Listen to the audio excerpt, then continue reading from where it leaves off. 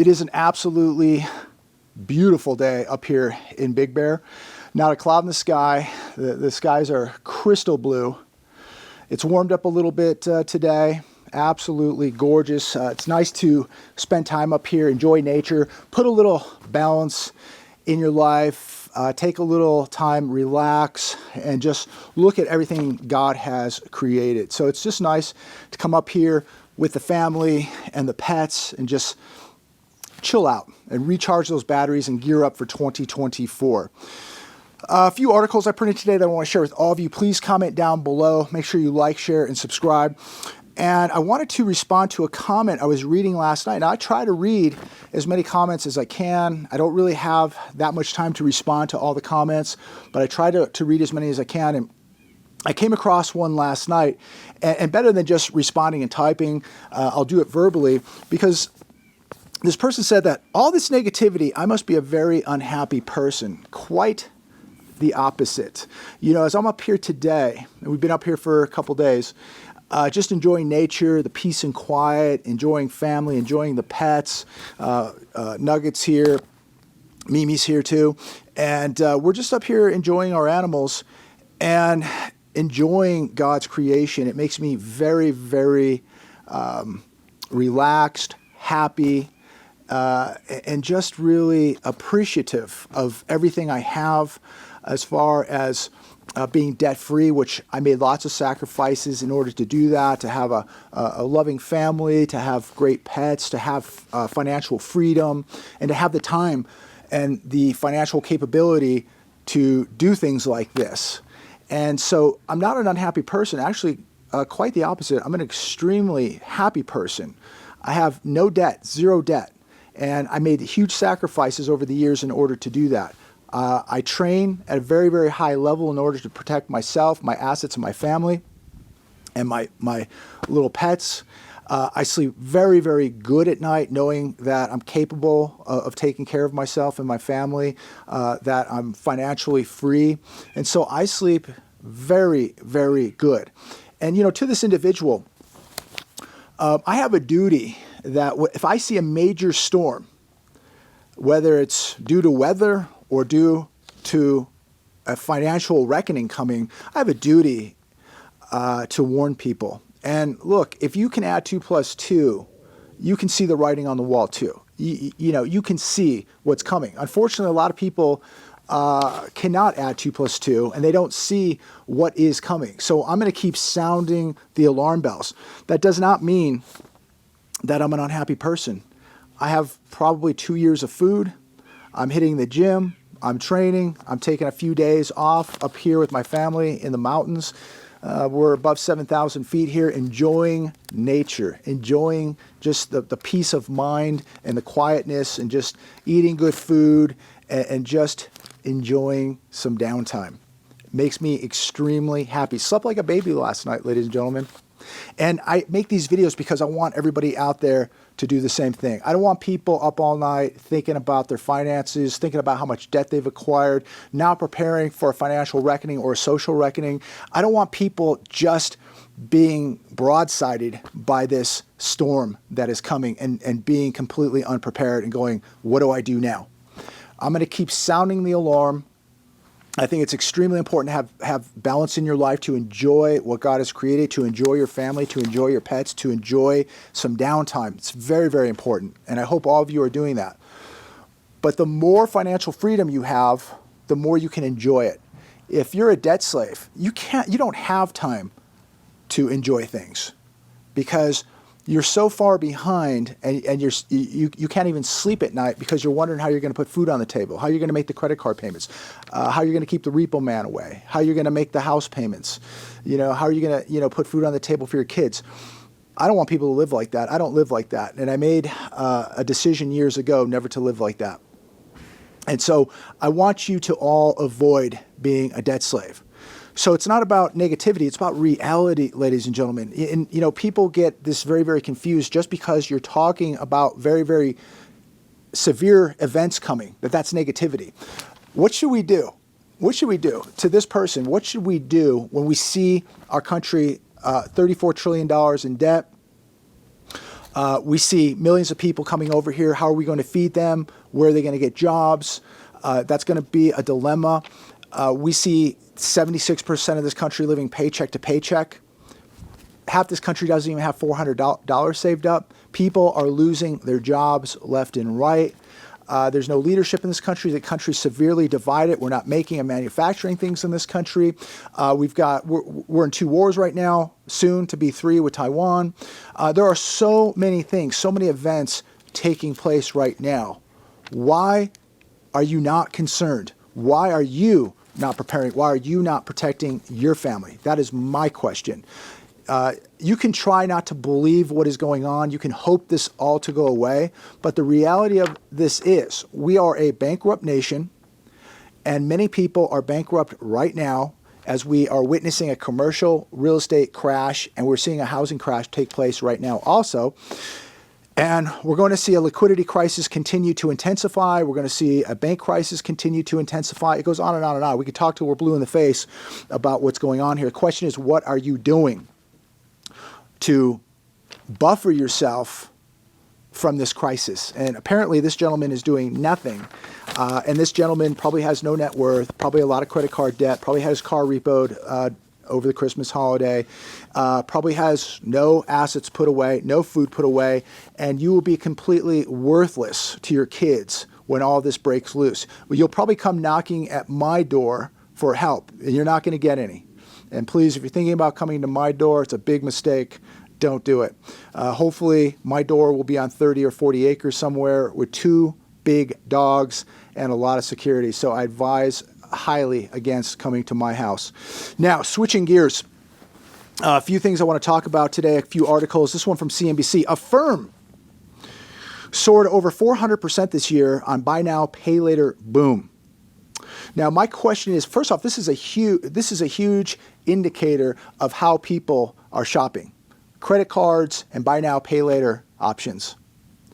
But a firm up, I think it was up 435% this year. But what happens when users fail to make payments? And people will say, oh, that'll never happen. Well, look how many people cannot make their student loan payments now. And we're supposed to believe that as times get worse, as the economy gets worse, that people are just going to continue to make their affirm payments, their buy now, pay later payments. Defaults may be low right now, ladies and gentlemen, with these buy now, pay later plans, but they are coming. No doubt they are coming. And the good times and people paying their bills, it's not going to last much longer, because if people can't even make a $300 or $400 payment for their student loans, you see the subprime auto loans now, we're approaching a 7% delinquency rate. Credit card delinquencies are beginning to move way up. It's beginning to look like a depression, ladies and gentlemen. Here's another one from CNBC. And first, before I say this and move on to this next article, don't be buying stuff with buy now, pay later plans. If you can't buy something, don't buy it. If you cannot afford to pay cash right now, if you can't pay that credit card off at the end of the month, don't buy it. Avoid this at all costs. CNBC, this is the #1 reason Americans are withdrawing from their savings. Wow. I wonder why they're doing that. Among record credit card debt, it says, and 78% of people are living paycheck to paycheck. Americans are relying on savings to cover monthly bills and common everyday expenses. What a shock. Pretty soon, these people that even have a savings account, it's going to go to zero. 40% are withdrawing cash from their savings to lower fixed bills, such as, you guessed it, car payments. 40% are pulling money out of their savings account to cover a car payment. What's going to be left for these people down the road? They're exhausting their retirement accounts, the savings accounts. They don't have anything in their checking accounts. It's bad. The second most cited reason, at 38%, was to cover variable expenses like groceries. People are exhausting their savings accounts to go to the grocery store. They're using credit cards to go to the grocery store. So this is the resilient economy, the resilient consumer that we're being told on a daily basis exists now in America. This is a booming economy. This is a resilient consumer. This is what it looks like when people are exhausting savings accounts, tapping out credit cards, and exhausting retirement accounts just to put food on the table and make car payments. Wow. Well, I hate to see what a bad economy looks like. 22% of people withdrew from their savings accounts to pay other debts. 20% withdrew to pay other debts. 22% withdrew for an emergency. I Googled this morning, and this is alarming. You can Google this right now. 32.9% of Americans have no more than $100 saved up. That's on Google. Let me repeat that. 32.9% have no more than $100 saved up. Everything's just dandy, isn't it, ladies and gentlemen? I shouldn't be so negative. It's really shocking how intimidated and worried people are of reality. But these are the people. You have to remember this.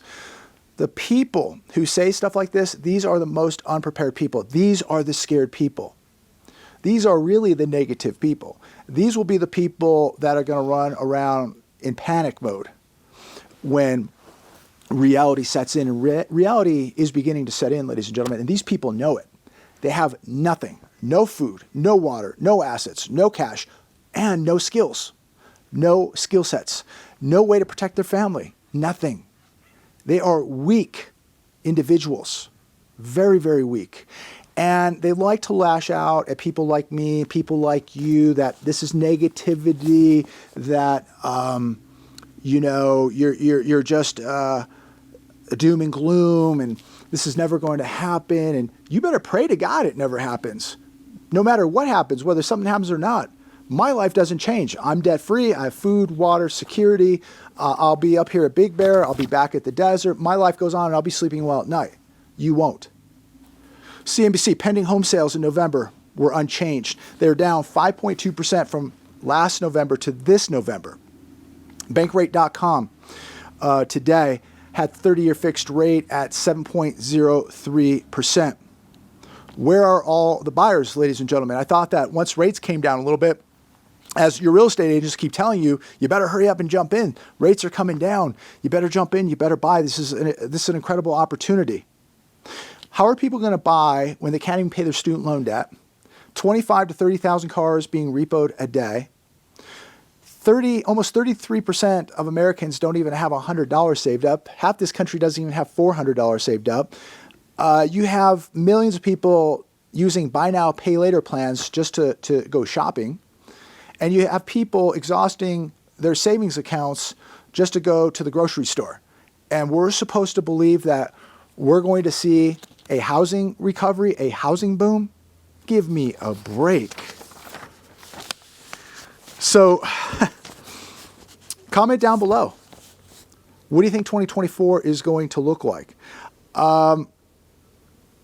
When you look at half this country not having $400 saved up and 32.9% of people don't have $100 saved up in this country, I don't think 2024 is looking too good. Last night, somebody commented and said that everything's great, the economy's doing well because his friends are doing well.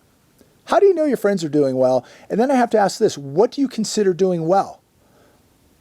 Are you doing well if you have $500 saved up? Are you doing well because you have $1,000 saved up, but you have $80,000 in student loan debt and you owe $30,000 on your car and your rent's $2,000 a month and you have no money saved up? Is that doing well?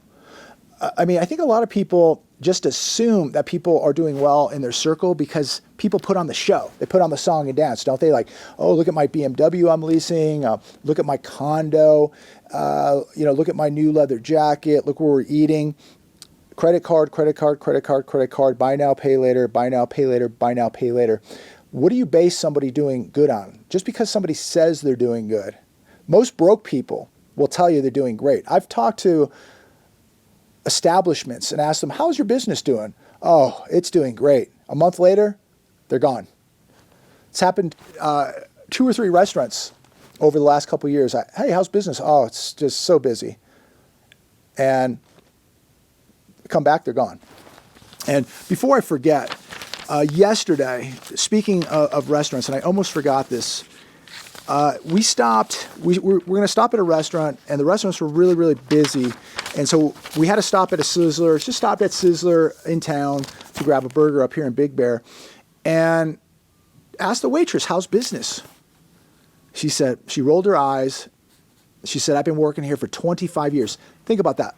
A waitress at Sizzler in Big Bear, working at the same establishment for 25 years.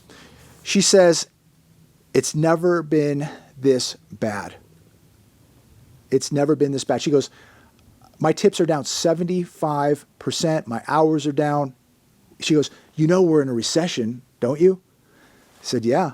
I mean, I'm talking to a waitress, okay? Not somebody probably with a 4-year degree. Maybe she does.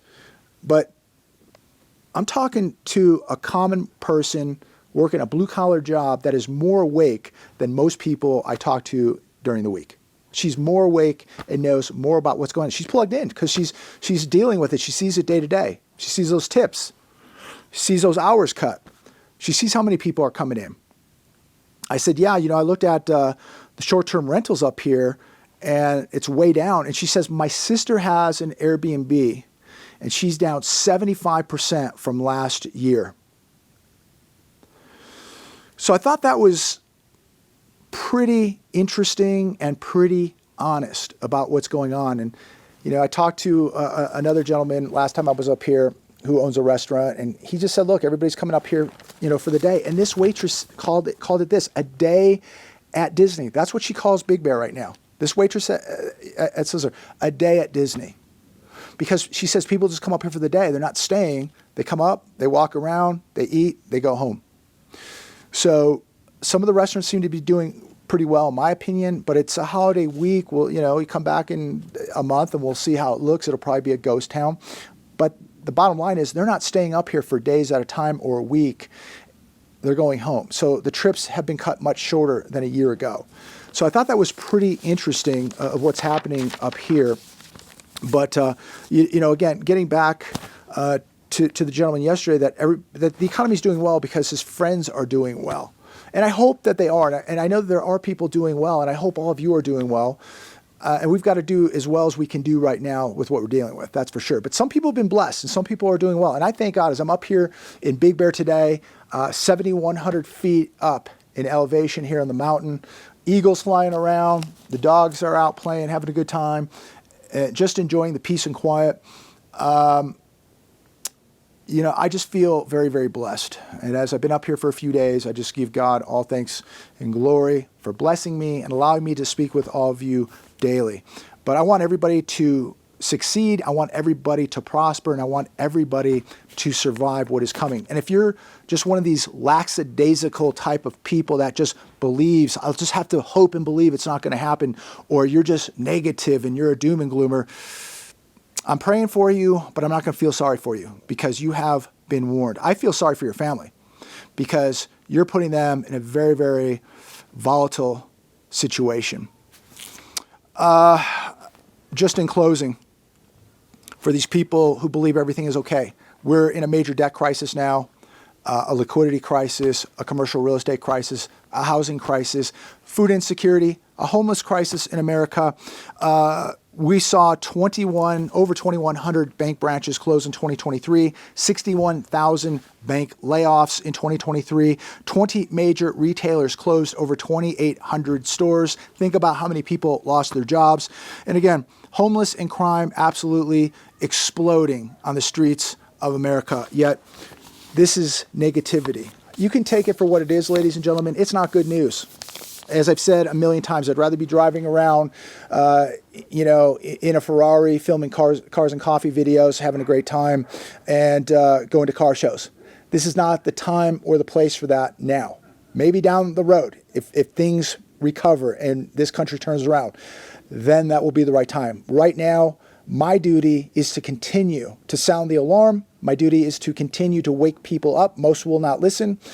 You have a duty too. You have a duty to keep sounding the alarm and waking people up. And I hope and pray that you keep posting those comments down below, because so many of those comments are it's almost like nutrition for the mind and the soul. because you make so many people think out loud. You make a lot of people look at themselves in the mirror. You make people think about solutions. You make people think outside of the box. So thank you for all the comments. And they can be positive, they can be negative. As long as you're not threatening people or saying things that are really vulgar, say whatever you want, negative or positive. But I want to thank everybody for the comments, because not for me so much, but for all the people out there that are waking up because of your comments. And I do thank you for your comments, and I do thank you for the support of this show, but I thank you more for the people who are waking up because of what you're saying and the knowledge that you're putting in those comments. So thank you so much. God bless you. God bless America. Have a great day, and I look forward to speaking with each and every one of you.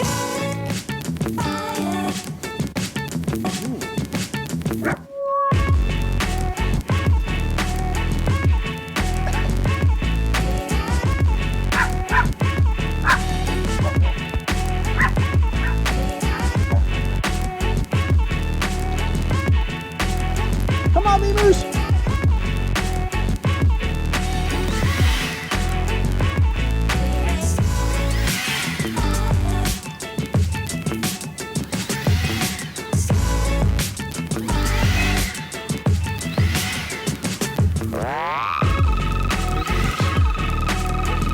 Memers. There she is.